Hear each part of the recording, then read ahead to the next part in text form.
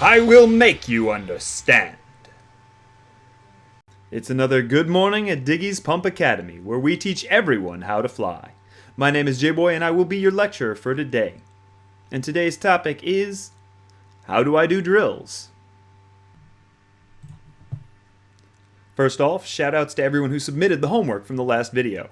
Remember to submit your homework in our Discord at Diggy's Pump Academy. Visit that link in the description and get it turned in for a shoutout in next week's video. First things first, what are drills? Drills are repeated, alternating pairs of notes, and this pattern appears a lot in all difficulties of Pump It Up. They look like this, or like this, or this. Players from other games sometimes refer to them as trills or towers, but the Pump community consistently refers to them as drills.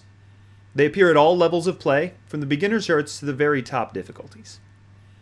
When top players describe the speed of a drill, they'll often use the speed of what those notes would be if they were 16th notes.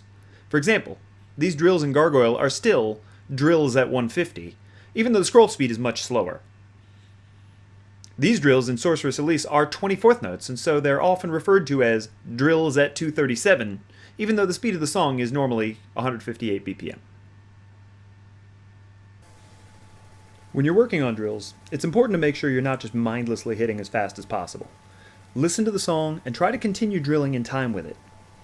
Players often use accents or slightly harder hits on certain notes to keep track of the beat.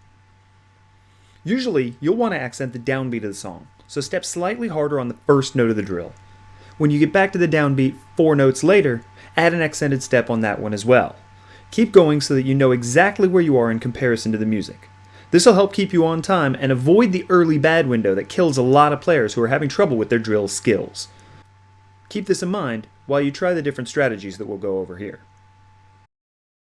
Okay, so how do I hit them? Your strategy is generally going to fall into one of 3 broad categories with a few extra outliers. Strategy 1. Heels. The most commonly used strategy involves placing your feet on the pad so that only the heels are on the arrows. The front half of your foot should be on the metal parts or on other arrows in such a place that your heels can comfortably reach onto the target arrows. This is much easier to do on the blue and yellow arrows, as trying to place your foot like this on the red arrows can be awkward. Playing double gives you more room to set up for this as well. Move your heels up and down to hit the arrows while resting most of your weight on the balls of your feet. The muscles used will depend heavily on exact placement and speed of the drills, but you should primarily be using your calves and hips while allowing as much rest as possible in the rest of the legs. Extra tension in the legs is a huge enemy of drills, often causing your feet to lock up and not come up off of the arrows enough to allow for more hits. This feels very different on different arrows, so a lot of practice is needed to get used to all the situations. The red arrows in particular require a lot of practice to set up your feet so that this strategy can work. At high speeds, another option opens up. Straighten out your knees, rest all of your weight on the bar or bars, and use only your hips to make your feet shiver up and down. As with the other variations, this requires specific practice. Strategy 2. Squat down. A second strategy is one that many players find themselves doing naturally when they panic. Squat down, lowering your hips to the pad until your knees make nearly a 30-degree angle.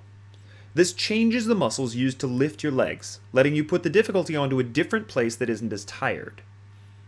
This will result in the other muscles getting tired quickly, so it's not going to work long term, but it's a powerful tool in short bursts to get through difficult sections.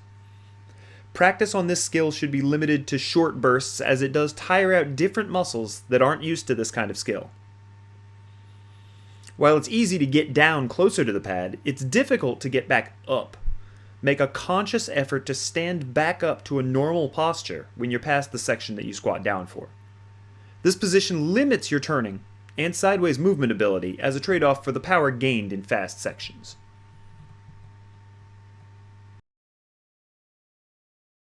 Strategy 3.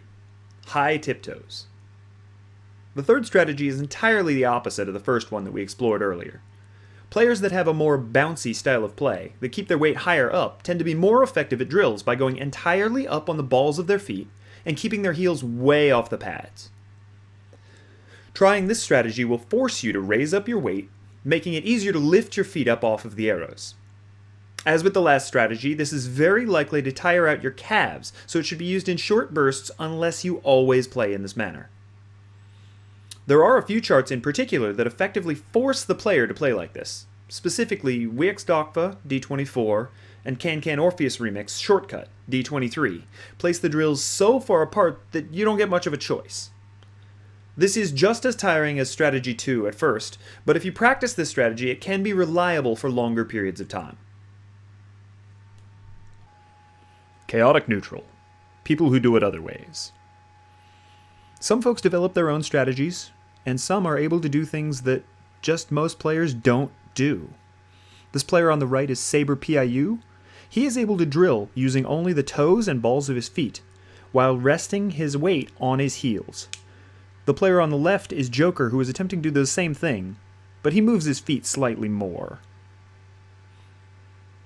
This is Anhado Toluca doing a different version of Strategy 1 where he locks his knees out, lets go of the bar, and leans forward over the front of his feet to kick his heels as quickly as possible. There are other people, but these are the only ones I could find with clips on the internet. Which brings us to the last strategy. The Forbidden Realm. The bracket foot switch. The bracket foot switch is a very high-level technique that requires a ton of practice. It's extremely difficult and can only be useful in very specific situations. It requires both of the arrows involved in the drill to be next to each other, and it only works at very high speeds. Most of the situations where it's useful are on the two blue arrows in the middle while playing double, although it can be used in a few other places in charts. Start by hitting the first note of the drill by itself. This keeps you from getting early bads and destroying your life bar. Lift that foot and use the other foot to bracket across both of the target arrows. Don't worry about exact timing, just get down to both arrows and get that foot up because you're going to lift the foot and use the first one again. Quickly. Drill with both feet across both arrows, making sure to hold your weight as much as possible with the bar or bars and get every foot back up off of the arrows. The bracket foot switch allows you to use half as many steps to get the same number of arrows to register, so you have to remember to time your steps on only one of the arrows. If you visually time, then focus only on the first arrow. It became well known when it was rumored to be the intended strategy for Rock the House D22, and many players started trying to do the end drill in this manner. It is occasionally used in other charts, most often in Vacuum Cleaner D27, Tratta de no Trabarme D24, Vacuum S21, or Vacuum Cleaner S25. Here is Mr. Clickman executing the bracket foot switch.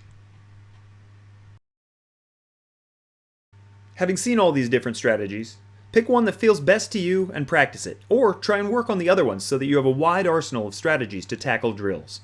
Remember that when you're trying to get scores, most likely you're going to use some kind of mixture of all of the different strategies that you have available. That's why it's really important to practice and work on the parts that you find difficult. It's time to practice, so take a look at this week's homework. Players should pick a level that's appropriate for you and get to work on those drills. As always, you can submit your pictures, video links, or discuss the homework in the Diggy's Pump Academy Discord. First off, try Tales of Pumpnia S9.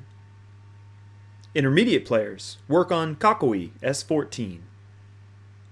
Higher level players should challenge themselves with Guitar Man S20.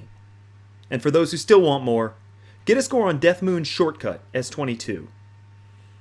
If the homework wasn't enough for you, remember there are 11 titles in PIU 20 for drill scores. Get a score of double S or better on these 10 charts, and they will unlock a drill level title. An extra drill expert title is available for those who double S all 10. You've got lots of places to practice your new drill techniques. That's enough for today. Thanks for learning to fly with us at Diggy's Pump Academy. Class will be back in session next week, and if you want more ways to see the Academy staff in action, join us on the live stream at Twitch, subscribe here on YouTube, and chat it up with the community on the Discord. Links to all these and more are down in the description.